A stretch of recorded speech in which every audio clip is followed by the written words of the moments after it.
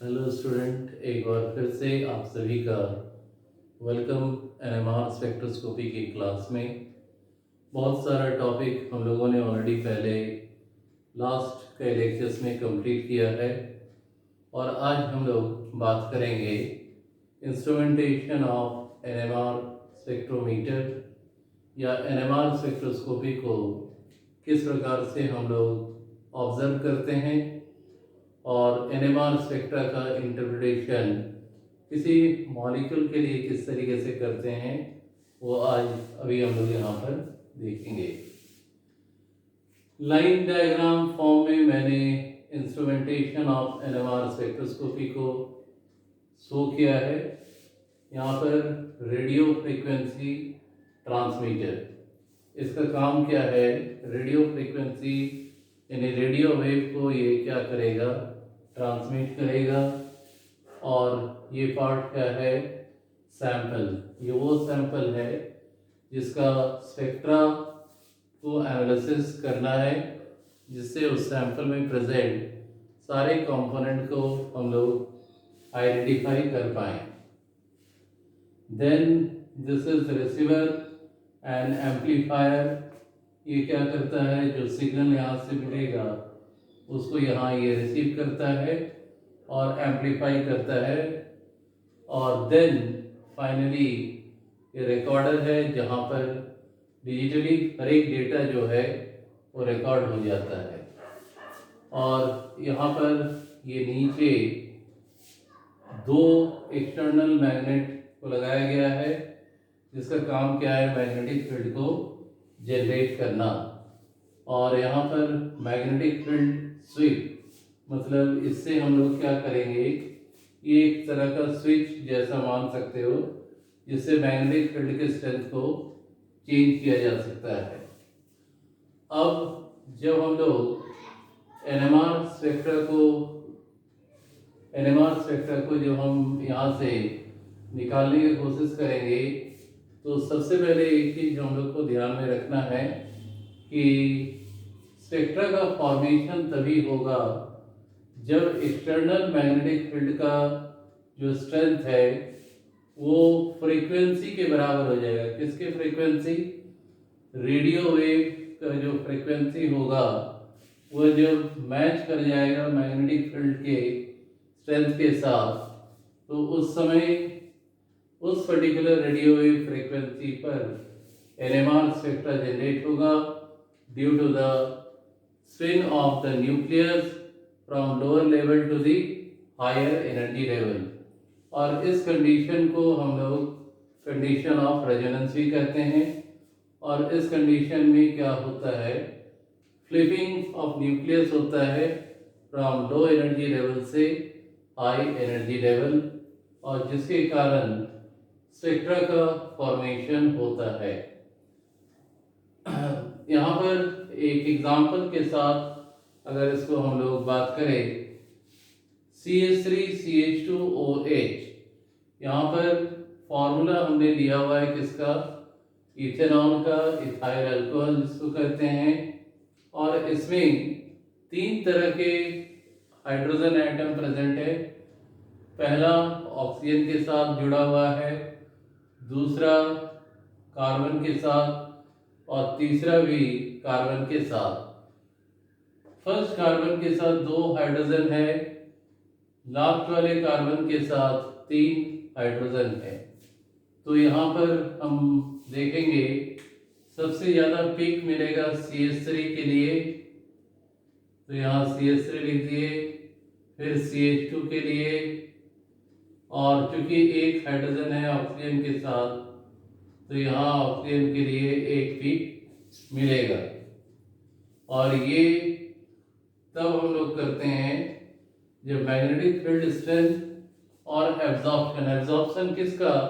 Radio frequency का या radio wave का पर्टिकुलर फ्रीक्वेंसी में जो एब्जॉर्प्शन होता है, तब दिए हुए सैंपल में प्रेजेंट जो एटम है उसके न्यूक्लियाई का फ्लिपिंग हो जाता है लो एनर्जी लेवल से हाई एनर्जी लेवल, और इस समय जो स्पेक्ट्रा जनरेट होता है that is known as NMR spectra. तो ये जो स्पेक्ट्रा यहाँ पर हम लोग देख रहे हैं ये क्या है, NMR स्पेक्ट्रा ऑफ इथेनॉल।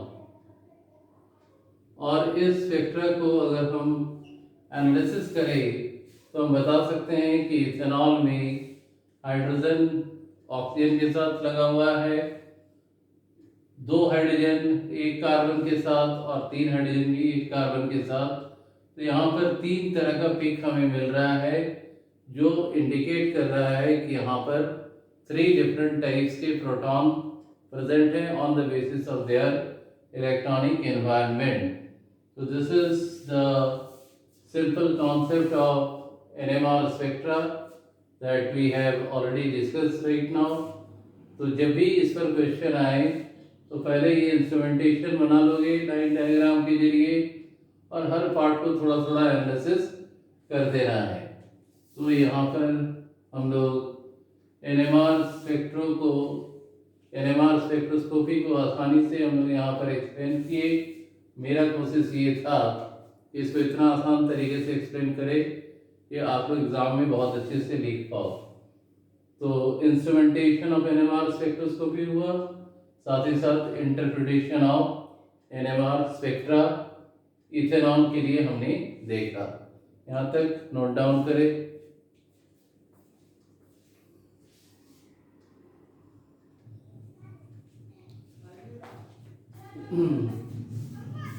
तो डायग्राम तो लोग उतार लिए होंगे।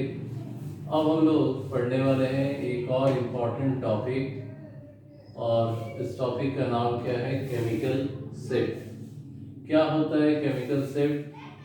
The environmental effect of one type of proton expressed in terms of chemical shift. यानी जिस प्रोटॉन के लिए हमें स्पेक्ट्रा निकालना है उसका इन्वायरमेंटल इफेक्ट क्या हो रहा है, क्या वो सिल्टिंग कर रहा है या डिसिल्टिंग कर रहा है, इसी को हम लोग एक टर्म से डिनोट करते हैं जिसे कहा जाता है केमिकल शिफ्ट, और रिप्रेजेंटेड करते हैं डेल्टा से। तो डेल्टा का फॉर्मूला होता है, फाइंड आउट इस तरीके से हम लोग करेंगे, delta equal to partial del equal to HS minus HR by HR into 10⁻⁶। यहाँ पर H डायरेक्टली प्रोपोर्शनल होता है फ्रीक्वेंसी का। तो यहाँ पर ये केमिकल शिफ्ट को हम लोग फ्रीक्वेंसी के टर्म में भी एक्सप्रेस कर सकते हैं, और करना क्या रहेगा, H की जगह फ्रीक्वेंसी के लिए न्यू पुटअप कर देंगे।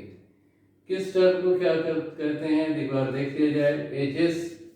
HS का मतलब हो गया मैग्नेटिक फील्ड स्ट्रेंथ। मेरे साथ ध्यान से इसको समझोगे।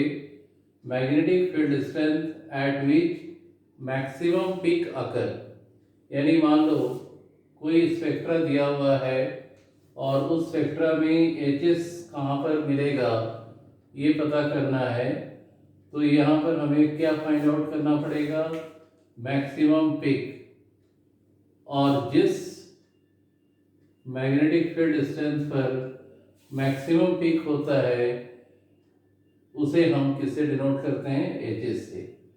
और फिर HR, ये पिक क्रिएट करने के लिए जितना मैग्नेटिक फील्ड स्ट्रेंथ रिक्वायर्ड हो ताकि रेडियो वेव का एब्जॉर्प्शन हो जाए, that is called HR, magnetic field strength at which absorption occurs. क्योंकि एब्जॉर्प्शन तो रेडियो वेव फ्रीक्वेंसी को ही एब्जॉर्ब करना है। तो यहाँ ये दो टर्म बहुत important, HS and HR। HS stand for magnetic field strength at which maximum peak occur, और HR magnetic field strength at which absorption occur. तो हम लोग थोड़ी देर पहले जो स्पेक्ट्रा बनाए थे उसमें 3 तरह के प्रोटॉन की बात हो रही थी। पहला ऑक्सीजन के साथ वाला प्रोटॉन यानी हाइड्रोजन, फिर कार्बन के साथ वाला जिसमें 3 हाइड्रोजन है, और एक कार्बन जिसमें 2 हाइड्रोजन है। तो सबसे ज़्यादा पिक किसका होगा, CH3 का, क्योंकि यहाँ पर 3 प्रोटॉन है। और इसके लिए डेल्टा का, पार्शियल डेल का वैल्यू सबसे ज़्यादा होता है partial del यानी chemical shift and that is 4.1. you just have to remember this. और OH वाला प्रोटॉन के लिए सबसे कम होता है -0.1. तो ये हो गया केमिकल शिफ्ट। आई होप कि यहाँ तक आप सभी को बहुत अच्छे से NMR स्पेक्ट्रोस्कोपी के सारे टॉपिक अच्छे से क्लियर हो गए हैं।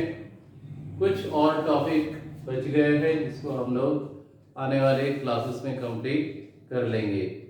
और अगर किसी भी तरह का कुछ क्वेश्चन रहे, डाउट रहे, तो ज़रूर उसको कमेंट बॉक्स में मेंशन करो ताकि उसको हम लोग अच्छे तरीके से समझ सके, डिस्कस कर सके और तुम लोग को तुम्हारा जो क्वेरी है उसका सॉल्यूशन मिल जाए। And finally thank you for watching.